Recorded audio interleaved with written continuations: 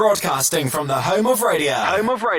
This is CCR. Chelmsford Community Radio, broadcasting live to the city of Chelmsford on 104.4 FM. This week is Mental Health Awareness Week, and all week I've been speaking to people about the topic of mental health. And on the phone at the moment, I've got Louise, who is Primary Programme Manager for Essex Primary Skits. Good morning, Lou. Good morning, Michelle. So nice to have you on. And the other hat that you wear is your volunteer Henry's mum. Yes. But let's talk about your work. What is involved in your job? What do you do? So we are a local ITT provider. So we train teachers in Chelmsford and also in the surrounding areas. I see. And education at the moment, it's really taken a bit of a knock, hasn't it, with the whole pandemic, and it does affect people's mental health, not just with the staff but also with the children that come in. So what have you noticed? Yeah, absolutely. I mean, education is a tough career anyway, and you have to be mentally strong, you have to be resilient, and they are all the types of skills that we're trying to develop in our trainee teachers. But yes, over the last 2 years, it's been a real challenge for everybody, in school. There has been a rise in levels of anxiety, and for our trainee teachers in particular, around whether or not they're going to actually be able to qualify, having a lockdown and not being in school, and just lots of different things. There's been an awful, impact on children's mental health, and I think schools are now finding that they are having to support children in lots of different ways that maybe they didn't have to before. So yeah, real challenge.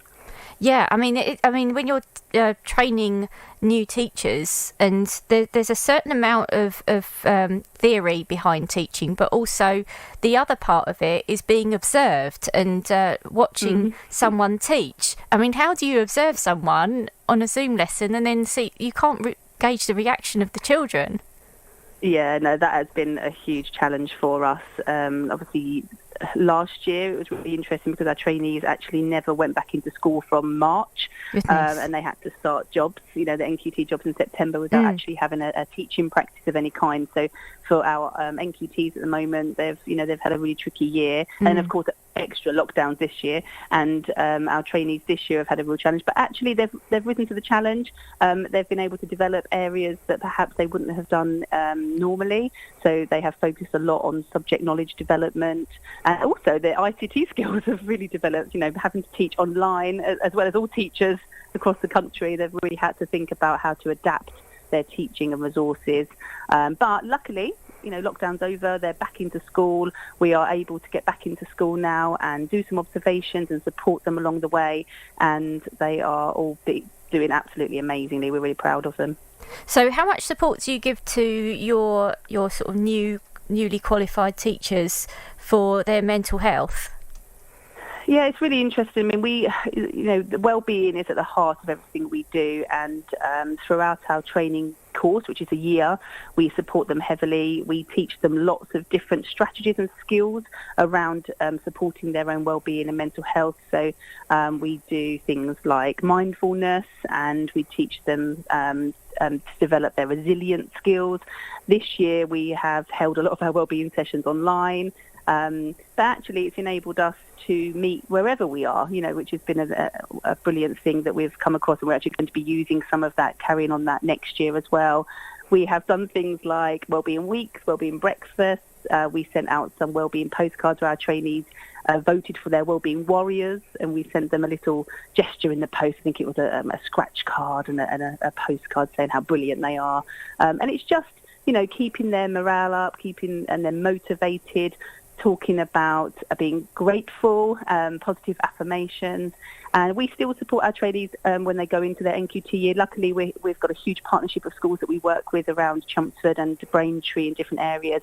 A lot of them get employed in our partnership schools, so we actually still go to see them as NQTs, and we work quite closely with the schools and the head teachers around that. Brilliant.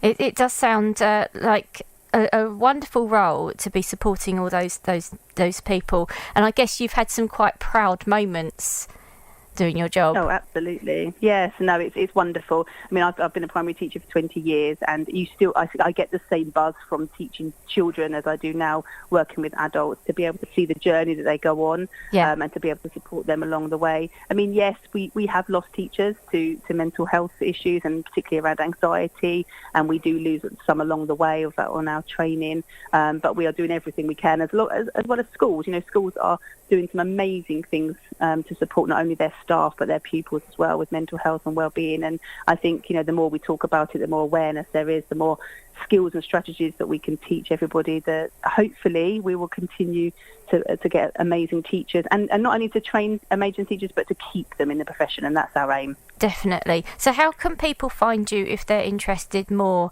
in Essex Primary Skit?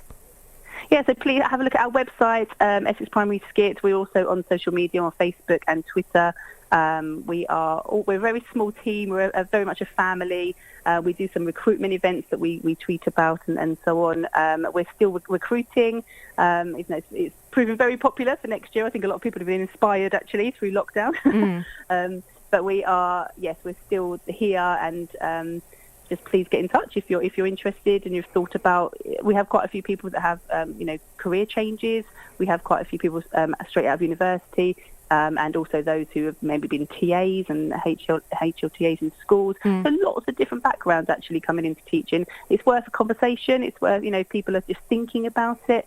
Look at our website, give us a call, and we can talk to you about it. Wonderful. Lou, thank you so much for calling in this morning. It's been great talking to you. Oh, you're welcome. Thank you very much. CCR.